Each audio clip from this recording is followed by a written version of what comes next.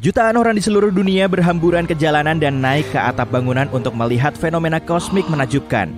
Ada sebuah planet tepat di samping bulan. Planet merah yang besar. Pada awalnya semua orang antusias. Kemunculan Mars entah dari mana berdampak aneh terhadap manusia. Sebagaimana bulan yang bisa memengaruhi keadaan psikologis dan fisik sebagian orang, kunjungan Mars yang tak terduga ini menyebabkan manusia berperilaku sangat aneh. Setiap malam, langit diterangi oleh cahaya bulan dan pendar merah Mars. Banyak orang mengalami semacam insomnia mendadak. Sebagian bahkan berhenti minum kopi sebab mereka tidak lagi merasa ngantuk. Mars memunculkan energi dan sedikit sifat liar dalam diri manusia yang membuat mereka lebih banyak tertawa dan bahkan membuat beberapa orang miskin jadi gila. Mereka mulai lebih sering keluar rumah dan menikmati langit malam yang tidak biasa. Beberapa hari kemudian, semua orang bisa melihat apa yang terjadi. Mars semakin membesar. Para ilmuwan mengumumkan planet merah itu perlahan bergerak menuju bumi. Tabrakan tidak bisa dihindari. Warga bumi cuma punya waktu beberapa tahun lagi. Beberapa bulan lalu, asteroid besar menabrak planet merah itu dengan kekuatan yang begitu besar, sehingga Mars keluar dari orbitnya dan mengembara. Peluang Mars akan terbang di dekat bumi selalu sangat tinggi. Setelah diumumkan sekitar 3 detik saja, berita itu menjadi viral dan terjadilah kepanikan. Situasi makin memburuk. Makin dekat planet Mars, makin besar pula dampaknya terhadap fisik manusia. Ratusan video muncul, menunjukkan simulasi tabrakan Mars dan bumi, dan tidak ada akhir bahagia. Mau tahu apa yang terjadi? Salah satu vlogger terkenal bertanya ke para followernya. Bumi hampir seluruhnya tertutup air dan Mars tinggal debu, pasir, dan bebatuan. Lalu dia meletakkan sebuah semangka besar di tengah ruangan. Dari ujung ruangan, dia meluncurkan sebuah bola bowling ke arah semangka. Pum! Kini, ukuran Mars hampir sebesar bulan. Mars akan memasuki orbit bulan dan hal ini berdampak terhadap medan magnet bumi.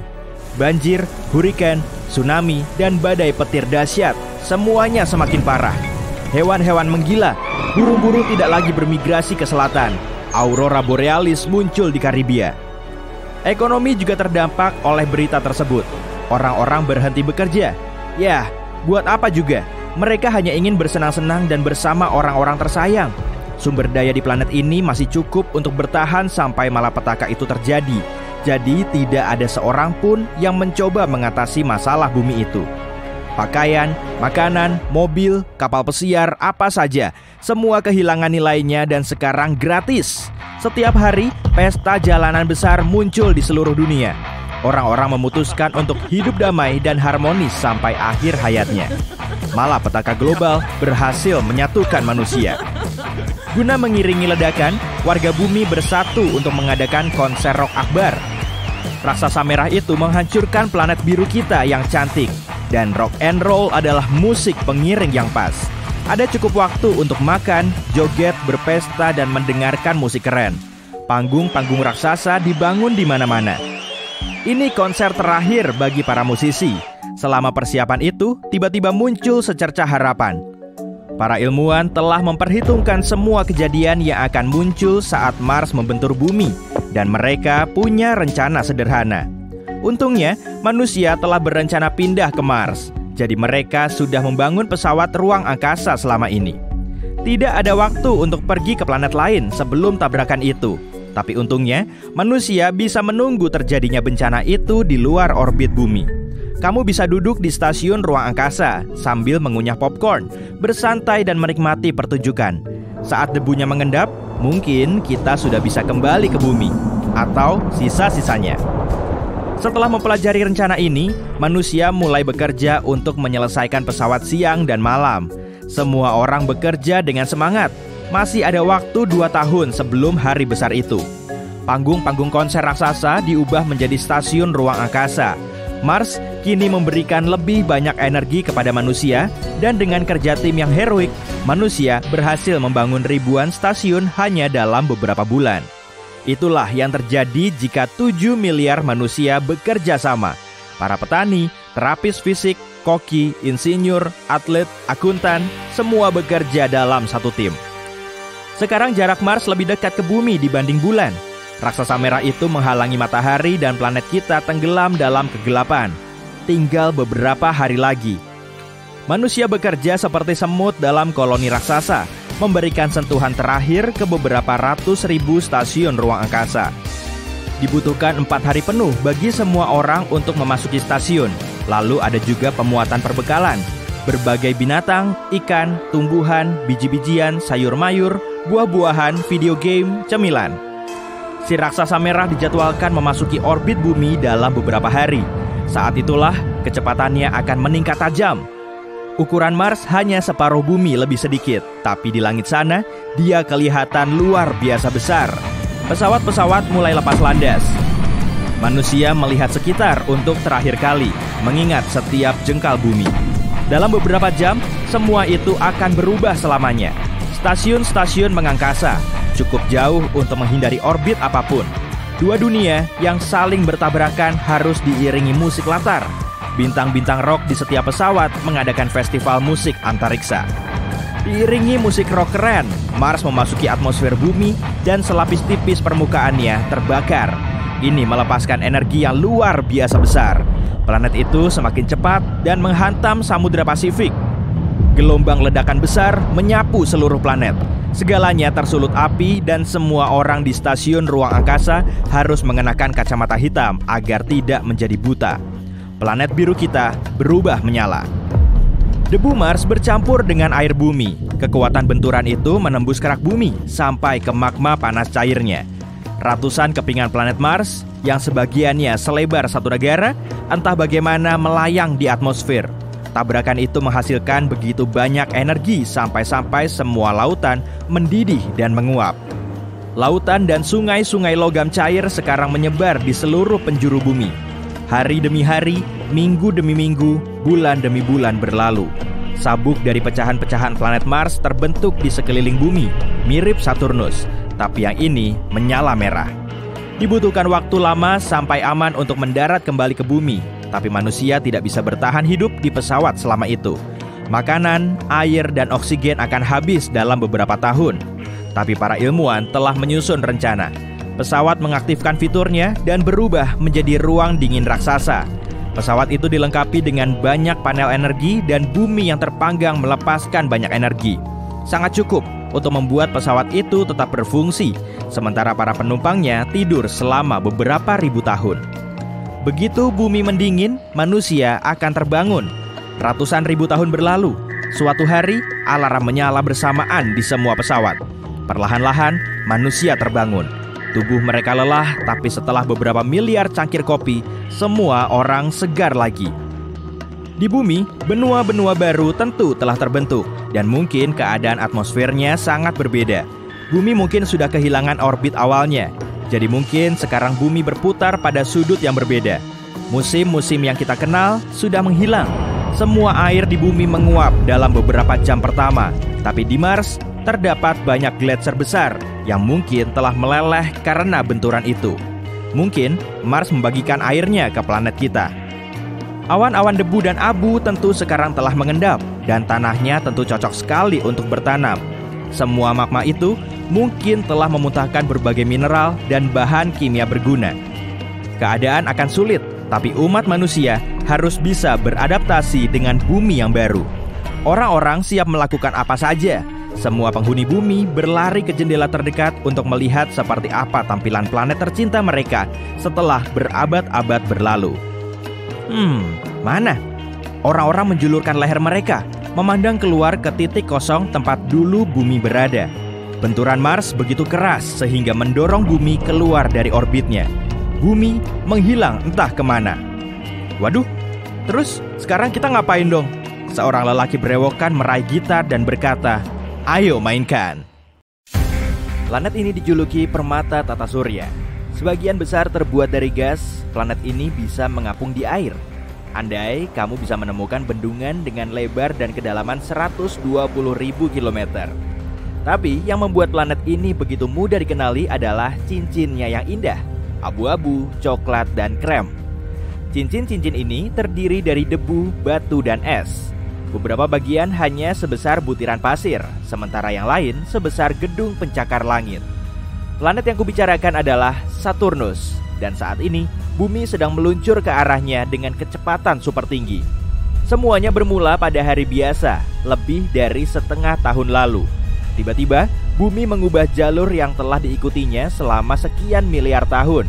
Tapi alih-alih melaju cepat menuju matahari, bumi malah menjauh dari bintangnya. Setelah dipikir-pikir, mungkin ini akan lebih baik. Kita punya lebih banyak waktu untuk mencari solusinya. Sebelumnya, bumi bergerak mengelilingi matahari dengan kecepatan 108.000 km per jam. Akibat sejumlah alasan misterius, saat bumi meninggalkan orbit, kecepatannya tetap sama. Artinya, kita akan menempuh jarak 1,2 miliar kilometer yang memisahkan planet kita dari Saturnus dalam waktu 1 tahun 3 bulan. Awalnya, tidak ada yang menyadari apa yang terjadi, tapi beberapa jam kemudian, semua menjadi jelas. Terlepas dari kepanikan yang melanda warga bumi, keadaan di bumi masih tampak biasa saja. Tapi dalam sekejap, bumi mulai semakin dingin. Perkiraan para astronom pun negatif. Orang-orang mulai meninggalkan rumah mereka di kutub dan bergerak lebih dekat ke khatulistiwa. Sebagian besar spesies tumbuhan dan hewan mengalami masa yang sulit. Beberapa dari mereka punah, meski kita mencoba menyelamatkannya di rumah kaca dan taman konservasi khusus. Langit berubah dengan dramatis. Dalam seminggu, kita bisa melihat Mars dengan jelas. Bentuknya mirip bola kemerahan besar yang menggantung rendah di atas kepala kita. Jupiter menjadi secerah bulan. Begitu bumi sudah sejauh Mars dari matahari, hari-hari berjalan 2 kali lebih redup dibanding sebelumnya. Awalnya, atmosfer planet kita bertugas sebagai pembatas antara manusia dan luar angkasa. Itu sebabnya kita tidak langsung merasakan dinginnya. Tapi 7 hari kemudian, setiap orang yang berani meninggalkan rumah mereka harus dikungkung dalam pakaian musim dingin yang berat. Pada saat itu, suhu sudah turun menjadi minus 98 derajat Celcius. Suhu bahkan makin dingin setelah planet kita melewati Mars dan bergegas menuju sabuk asteroid. Dalam perjalanan kita sejauh ini, sabuk asteroid adalah wilayah yang paling berbahaya. Yap, warga bumi memang bisa mengagumi hujan meteorit yang sangat indah mewarnai langit bumi. Tapi, beberapa benda langit berhasil menembus atmosfer bumi. Objek-objek ini terhempas ke tanah, meratakan gunung, dan meninggalkan kawah raksasa. Tsunami dan gempa bumi pun terjadi. Saat ini, sebagian besar planet termasuk lautan telah berubah menjadi gurun es. Terjadi kelangkaan makanan dan sumber daya alam. Kami telah membangun kota dan terowongan bawah tanah untuk menghubungkannya. Ilmuwan bumi bekerja siang dan malam untuk menemukan jalan keluar dari situasi ini. Jika tidak, inilah yang akan segera terjadi. Makin dekat planet kita ke Saturnus, planet bercincin ini akan muncul di cakrawala dan bentuknya akan makin besar. Tak lama, Saturnus akan bersinar lebih terang daripada bulan purnama. Bola besar berwarna coklat kekuningan akan terlihat bahkan pada siang hari. Tapi itu akan terlihat sangat indah pada malam hari. Alih-alih tidur, jutaan orang menghabiskan waktu berjam-jam memandangi Saturnus tumbuh makin besar. Suatu hari, jarak kedua planet ini akan menjadi sama dengan jarak bumi dan Mars dahulu. Cakram Saturnus akan berukuran sekitar 1/4 bulan purnama. Cincinnya akan sebesar 2/3 satelit alami kita. Tak lama berselang, kecepatan planet kita akan mulai meningkat akibat pengaruh tarikan gravitasi Saturnus. Planet bercincin ini 9 kali lebih lebar daripada bumi dan masanya hampir 100 kali lebih besar. Itulah sebabnya alih-alih bergerak dengan kecepatan 46 km per detik, kita akan melesat di luar angkasa dengan kecepatan hampir 64 km per detik. Itu 2.400 kali kecepatan mobil rata-rata. Gravitasi Saturnus akan memengaruhi bulan lebih besar dibanding bumi. Dalam waktu singkat, satelit alami kita ini akan hilang. Bulan akan terlempar keluar angkasa, kemungkinan besar menuju orbit elips mengelilingi matahari. Jika bumi tidak menabrak Saturnus dalam waktu terdekat, suatu hari bulan bisa berpapasan dengan planet kita lagi. Sayangnya, reuni ini tidak akan berakhir baik. Tapi apa yang terjadi di sisi Saturnus? Saturnus adalah salah satu planet terbesar di tata surya, nomor 2 setelah Jupiter. Meski cincin yang mengelilingi planet ini sangat besar, ukurannya terbilang pipih. Tebalnya kurang dari 2 km. Meski begitu, cincin utamanya cukup besar untuk membentang dari bumi ke bulan. Tapi bagaimana planet ini mendapatkan perhiasan yang menakjubkan ini? Di luar tepi luar cincin utama A, B, dan C, ada sesuatu yang para astronom sebut sebagai cincin F. Selain usianya yang sudah beberapa juta tahun, cincin ini adalah yang paling aneh. Cincin yang terus bergeser ini terbentuk dari bahan es dan amat sangat rumit. Lekukan, putaran, dan gumpalan bahan yang lebih cerah membuatnya tampak seperti kepangan. Saturnus punya lebih dari 50 bulan yang telah dikonfirmasi. 2 di antaranya adalah Pandora dan Prometheus, mengapit cincin F di kedua sisi. Mereka bergerak di luar dan di dalam cincin ini, dan bertindak layaknya gembala. Mereka menggiring partikel es menjadi pita setebal 96 km. Tapi kenapa kedua bulan Saturnus ini melakukan tarian seperti ini? Belum ada yang tahu. Yang para ilmuwan tahu adalah saat cincin Saturnus berevolusi, materi es mengumpul dan membentuk moonlet atau bulan kecil. Beberapa di antaranya tumbuh dan berubah menjadi bulan terbesar di Saturnus. Tapi 2 di antaranya bertabrakan. Begitulah cincin misterius F muncul. Jika bulan kecil hanya terdiri dari partikel es kecil, tabrakan luar angkasa hanya akan membentuk cincin tanpa ada sisa yang lain. Tapi bulan kecil ini memiliki bebatuan padat yang tetap utuh dan berubah menjadi Pandora dan Prometheus. Kita belum punya bukti bahwa Saturnus pernah bertabrakan dengan objek angkasa besar lain. Bumi kita mungkin yang pertama. Tapi sebelum menabrak planet itu, kita harus melewati cincinnya, termasuk cincin F. Dan planet kita tidak akan menerobos dengan mudah begitu saja. Cincin Saturnus terbuat dari partikel-partikel kecil. Gravitasi bumi akan menarik beberapa di antaranya keluar dari orbit setelah kita lumayan dekat. Ini akan menghasilkan rangkaian panjang batu yang akan mencapai planet kita. Dan nanti, saat kita melesak masuk, awan partikel es akan terseret di belakang bumi. Tapi ini tidak akan cukup kuat untuk menghilangkan cincin Saturnus sepenuhnya. Cincin ini akan terus mengitari planetnya, tapi orbitnya akan berubah dan menjadi lebih memanjang. Pita bebatuan yang indah pun akan hilang. Seiring waktu, cincin-cincin itu mungkin bisa terbentuk lagi. Tapi, bumi tidak akan memberi kesempatan seperti itu. Tabrakan dengan planet kita tetap akan membuat Saturnus terluka. Jika masih ada kemungkinan untuk mengintip ke langit, orang-orang bisa melihat cincinnya hilang satu persatu, tapi tidak lama. Dalam waktu singkat, bongkahan batu terbesar akan mulai menghantam permukaan planet kita, menyelimuti tanah bumi yang tak berpenghuni dengan kawah-kawah. Dalam skenario terburuk, bumi bahkan mungkin bertabrakan dengan salah satu dari sekian banyak bulan Saturnus. Tapi mari bayangkan, kita berhasil melewati area ini dalam keadaan utuh. Dan sekarang planet kita sangat dekat dengan Saturnus. Raksasa gas mungkin tampak kopong, tapi bumi tidak mungkin bisa terbang menembus bola gas besar ini sampai ke sisi lain. Gravitasilah yang menyatukan semua gas ini. Gaya gravitasi itulah juga yang akan membuat planet kita bergerak makin cepat. Makin dekat bumi ke objek antariksa yang jauh lebih besar, makin kuat tarikannya. Ini akan menyebabkan garis patahan di bumi terbelah sekaligus memicu letusan gunung berapi yang dahsyat di seluruh dunia. Kemudian, dengan kekuatan yang sangat besar, planet kita akan menabrak Saturnus. Atmosfer bumi akan terkompresi, menyebabkan kenaikan suhu yang dramatis dan cepat. Dan dalam waktu singkat, udara akan terbakar. Para ilmuwan mengklaim bahwa inti Saturnus padat, terdiri dari besi dan nikel, dan dikelilingi oleh lapisan berbatu. Tapi kita tidak akan pernah sampai ke sana. Bumi akan terbakar di atmosfer planet yang lebih besar ini setelah benar-benar terkoyak. Dunia biru hijau kita yang indah akan berubah menjadi miliaran triliun ton bebatuan yang menguap.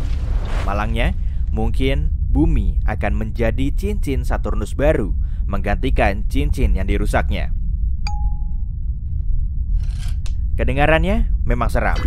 Ya, kita tidak bisa menyelamatkan bumi dari Saturnus, tapi itu hanya andai-andai yang berujung buruk. Jadi, sebelum perlu melakukan upaya seberat itu, mari selamatkan bumi dari ancaman yang sudah di depan mata. Misalnya, perubahan iklim. Lubang hitam adalah salah satu fenomena paling membingungkan dan menyeramkan di alam semesta, karena bisa menelan seluruh bintang dan planet, serta mengubah tatanan ruang dan waktu. Tapi bagaimana jika bumi, planet tempat tinggal kita, terjebak dalam cengkraman horizon peristiwa lubang hitam? Apa yang akan kita lihat sebelum akhir yang tak terelakkan itu? Ayo sama-sama cari tahu. Lubang hitam itu seperti pengganggu di taman bermain. Kamu ingin menghindarinya sebisa mungkin. Ini merupakan wilayah di luar angkasa di mana gravitasi sangat kuat sehingga nggak ada satupun, bahkan cahaya sekalipun, yang bisa lolos darinya. Ini seperti kebalikan Houdini. Seperti kepingan salju, setiap lubang hitam itu unik. Masing-masing memiliki massa, putaran, dan muatannya sendiri. Ukurannya pun berbeda-beda seperti celana jeans. Kecil, ramping, biasa, dan besar, atau semacamnya. Pokoknya ada 4 ukuran. Lubang hitam terkecil adalah yang bermassa bintang. Ini terbentuk saat bintang masif kehabisan energi dan mengerut. Lubang hitam ini layaknya Chihuahua di dunia lubang hitam. Ukurannya memang kecil, tapi sangat agresif. Objek-objek yang ada di dekatnya dilahap habis seperti anak anjing yang kelaparan. Dan bahkan, lubang hitam yang terkecil pun berukuran 3 kali lebih besar dari matahari. Selanjutnya, ada anak tengah dalam keluarga kosmik ini, yaitu lubang hitam bermassa menengah. Lubang hitam ini terlalu besar untuk dilahirkan dari bintang yang mati. Para ilmuwan menduga, lubang hitam ini terbentuk ketika beberapa lubang hitam bergabung menjadi satu. Meskipun nggak bisa mendominasi galaksi, setidaknya lubang hitam ini bisa menelan bintang-bintang di dekatnya. Untung bagi mereka, bukan? Tapi tahukah kalian apa yang bisa mendominasi sebuah galaksi? Monster raksasa di alam semesta kita, lubang hitam supermasif. Lubang hitam supermasif adalah raksasa yang massanya bisa mencapai jutaan hingga miliaran kali massa matahari. Dan mereka memainkan peran penting dalam pertumbuhan dan pembentukan galaksi-galaksi induknya. Terakhir ada lubang hitam ultramasif. Percayalah, kalian gak akan bisa membayangkan ukuran dan massanya.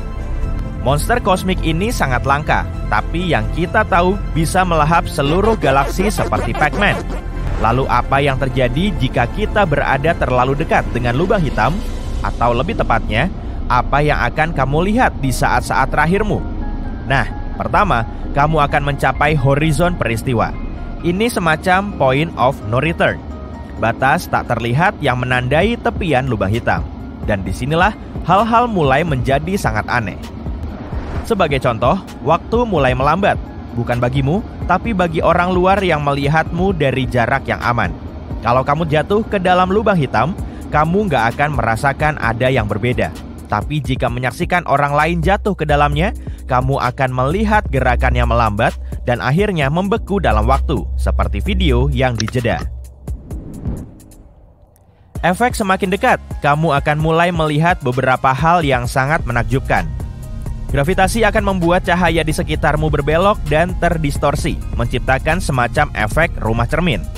Kamu bahkan bisa melihat lingkaran cahaya di sekeliling lubang hitam yang dikenal sebagai cincin foton atau semburan partikel berenergi tinggi yang dimuntahkan dari kutub-kutub lubang hitam. Kamu sebenarnya bisa berada cukup dekat dengan lubang hitam tanpa merasakan efek yang berarti. Hanya saja, saat sudah melewati horizon peristiwa, gak ada jalan untuk kembali. Tamatlah sudah. Setelah melewati batas ini, kamu gak akan bisa melihat apapun.